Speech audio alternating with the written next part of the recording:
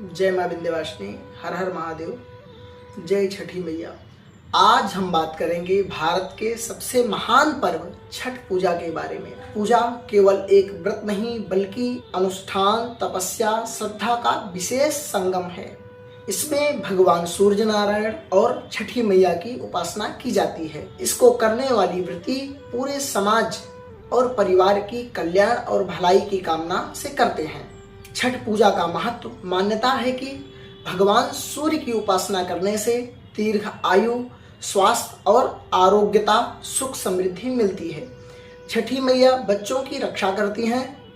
यह निर्मलता और आत्मसंयम का प्रतीक है। छठ पूजा कब और कितने दिन का होता है, छठ पूजा की विधि क्या है, यह सब हम इसी वीडियो में जानेंगे। पूजन सामग्री: 5 प्रकार के फल, केला, नारियल, अमरूद, गन्ना, नींबू। इसके बाद जो है प्रसाद के लिए ठेकुआ, खजूर, गुड़, चावल, खीर, दीप जलाना, सूर्य की प्रतिमा को जल चढ़ाना, अर्घ्य देना।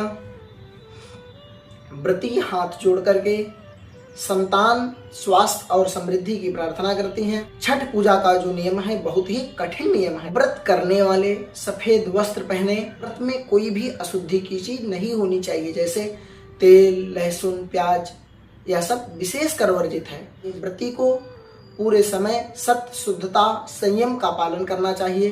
36 घंटे का जो यह कठोर व्रत है, उपवास बिना पानी पिए किया जाता है। इसी क्रम में छठ पूजा के कुछ उपाय के बारे में बात करेंगे। संतान सुख के लिए भगवान सूर्य को लाल वस्त्र और मिठाई अर्पित करें। वहीं स्वास्थ्य समृद्धि के लिए, स्वास्थ्य सुख समृद्धि के लिए जल में डूबते हुए सूर्य को अर्घ्य दें, नाम का जप करें। धन समृद्धि के लिए अर्घ्य के समय दूध में चावल का प्रयोग करें। पारिवारिक शांति के लिए छठी मैया को संतान व घर की रक्षा के लिए प्रार्थना करें।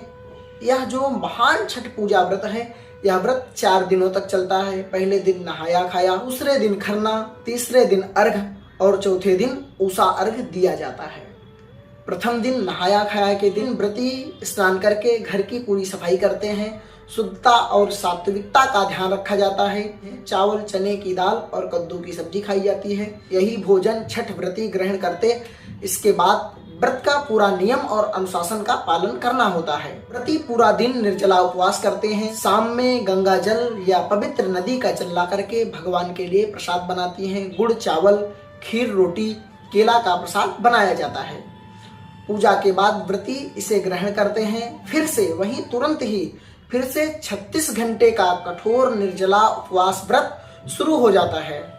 तीसरे दिन संध्या अर्घ्य में सायंकालीन शाम में डूबते हुए सूरज को अर्घ्य दिया जाता है। बांस की डलिया में प्रसाद रख दिया जाता है, जैसे ठेकुआ, फल, नारियल, गन्ना आदि। डूबते सूर्य की लालिमा पूरे घाट का वातावरण मंत्र मुग्ध कर देने वाला होता है।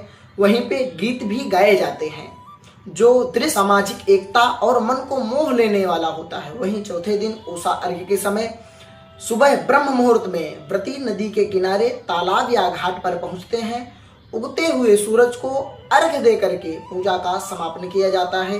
सूर्य की पहली किरण व्रती और उनके परिवार पर पड़ते ही व्रत पूरा होता है। व्रती प्रसाद लेकर के समाज में प्रसाद देते हैं और खुद भी प्रसाद ग्रहण करते हैं। यह जो छठ पूजा है, यह केवल एक व्रत और पर्व ही नहीं बल्कि हमें जीवन जीने की कला सिखाता है। सत्य, संयम और शुद्धता का पालन करना चाहिए। परिवार में सुख, शांति और समाज को एकता मिलती है। आप सभी को मेरी ओर से छठ पर्व की हार्दिक शुभकामनाएं। जय मां विंध्यवासिनी, हर हर महादेव, जय छठी मैया। मिलते हैं अगले वीडियो में।